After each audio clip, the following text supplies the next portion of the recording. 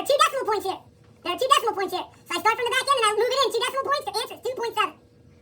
Answer is 2. No calculator. No calculator. Again, I showed you how to do is over of equals p over 100.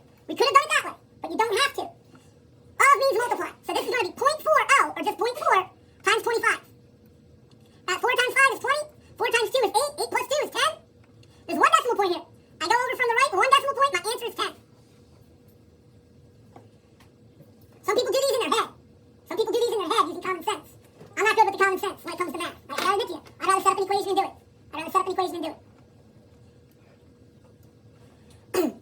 A lot of people got this one wrong. 18 showed up in my data as one of the most missed questions. I'm going to cross multiply, old school cross multiply. So I'm going to do 12 times that quantity equals 6 times that quantity.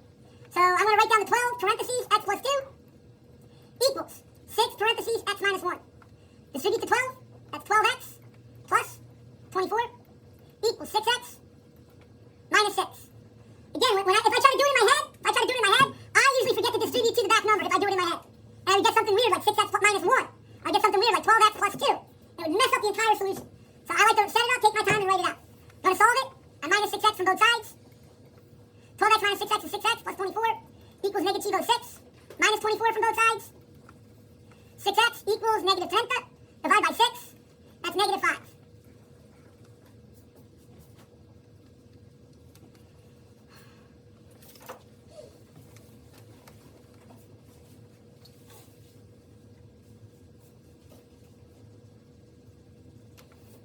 Divide. That's synthetic division. So I put a backwards box. Inside the backwards box, I don't put negative 3. You put the opposite of 2 on the bottom. You put 3. Then it's 1, 5, negative 24. 1 plus 0 is 1. 3 times 1 is 3. 5 plus 3 is 8. 3 times 8 is 24. The remainder equals 0. What does that mean? That means 1x plus 8 equals 0. Or x plus 8 equals 0. So x plus 8 is my factor. X plus 8 is my quotient. Some people put x minus 3. That's kind of cute. You know, they thought it was going to be real quick. No work. No such luck. Evaluate at x equals 1. Two ways to do it. You can plug 1 in for every number. I'm sorry, for every letter. So that would be 1 squared minus 3 times 1 minus 4 over 1 minus 4. Do the arithmetic. 1 squared is 1, minus 3, minus 4. Oh, that's negative 7. 1 minus 7 is negative 6. Over 1 minus 4 is negative 3. So negative divided by negative is going to give me a positive 2. Another way to do it is do synthetic. So 4 goes in the backwards box. 1, negative 3, negative 4. 1 plus 0 is 1.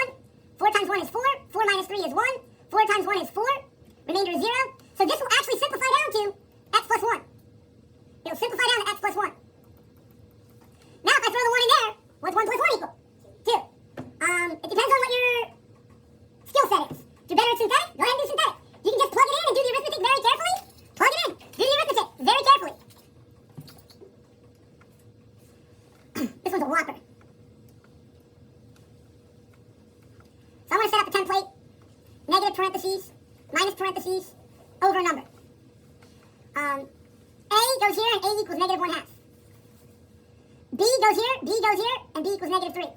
C is 1/6. I'm going to simplify it a little bit. A negative negative is a positive. So this is actually going to equal 1/2. Negative negative is a positive. Plus 3. All over 1/6. Going to multiply it by the reciprocal. I'm going to KFC it. So I'm going to take this top quantity and I'm going to multiply it by the reciprocal of 1 over 6, which is 6 over 1. I'm going to change this division to multiplication. Keep flip change. What's 6 times 1/2? What's 6 times 3? You add them up, you get 21. High level. No faith.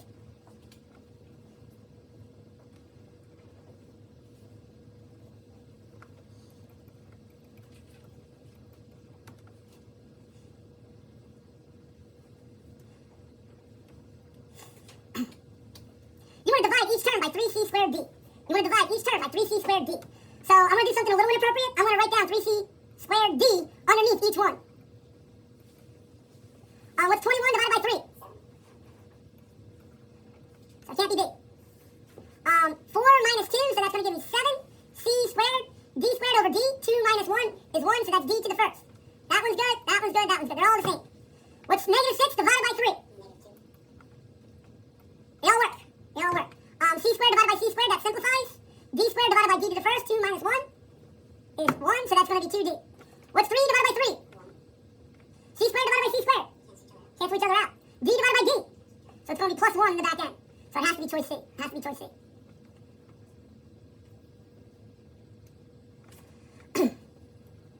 Simplify. If it has a plus, you really don't need the parentheses. If it has a plus sign, you really can ignore the parentheses. If it has a negative, that means you have to distribute that negative across the parentheses.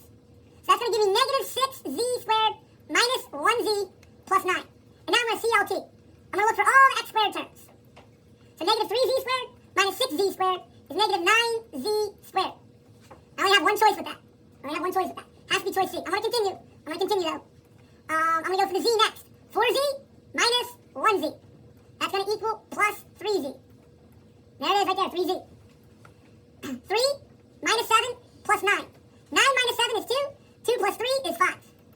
There's the 5. But again, you only have to find the first term. You only have to find the first term. This is the opposite of factoring. So they want you to FOIL it.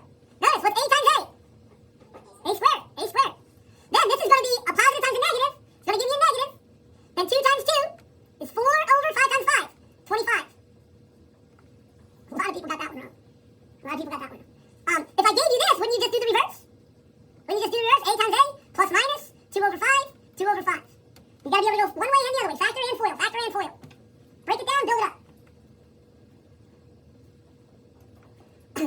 Almost everybody got this one wrong. Alright, almost everybody got this one wrong. Here's what this means. 2x minus 1 times 2x minus 1 times 2x minus 1. I prefer to do the punning. I prefer to do the punning. So I'm going to break these out and do these two first. So 2x minus 1 times 2x minus 1. 2x times 2x is 4x squared. 2x times negative 1 is negative 2x. Negative 1 times 2x, negative 2x. Negative 1 times negative 1 is positive 1. That gives me 4x squared minus 4x plus 1. I have to multiply that times the other 2x minus 1.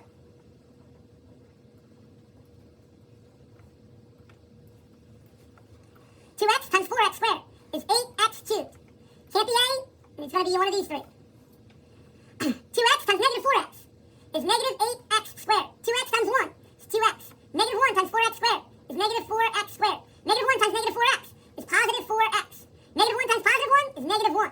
CLT, it's going to give me 8x cubed. Negative 8 minus 4 is negative 12x squared. 4x plus 2x, that's 6x minus 1. So many people just squared the front one and the back one. You just square the front one, cube the front one and the back one. It doesn't work like that. It doesn't work like that. You got to actually get the inners and outers and all that stuff. Choice D. A lot of people got this one wrong. Nobody likes to deal with fractions, do they? Nobody likes to deal with fractions.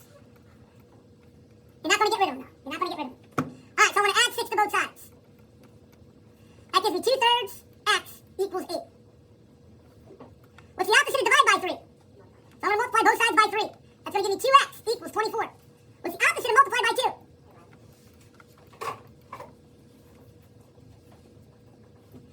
Not that big of a deal if you brush up on the skill. Not that big of a deal if you brush up on the skill.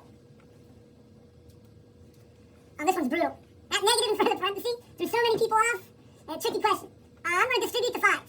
That's going to give me 15 minus 20x equals 7.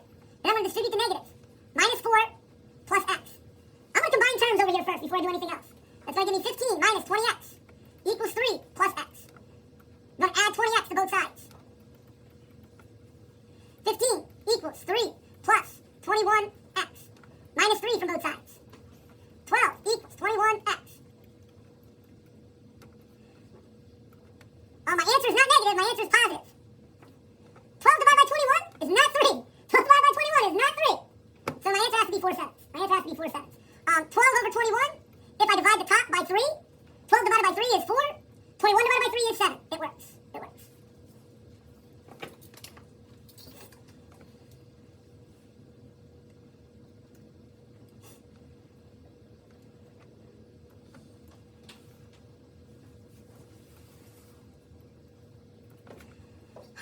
You want me to solve for x? First thing I do is I hide the term with the x in it. What's the opposite of plus b? So I subtract b from both sides. That's going to give me a minus b equals brx.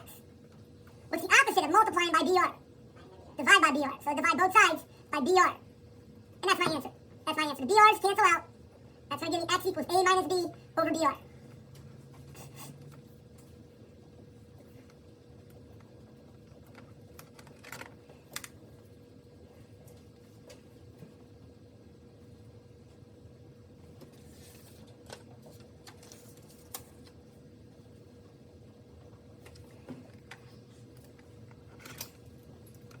Pretty short, divide both sides by 4.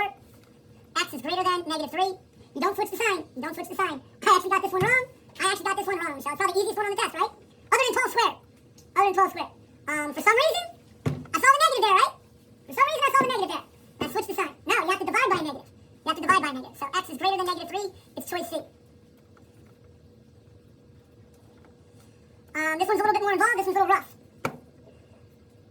I'm going to distribute the negative. I'm going to distribute the negative. So that's going to give me 2 minus 5y plus 4 is greater than or equal to -14.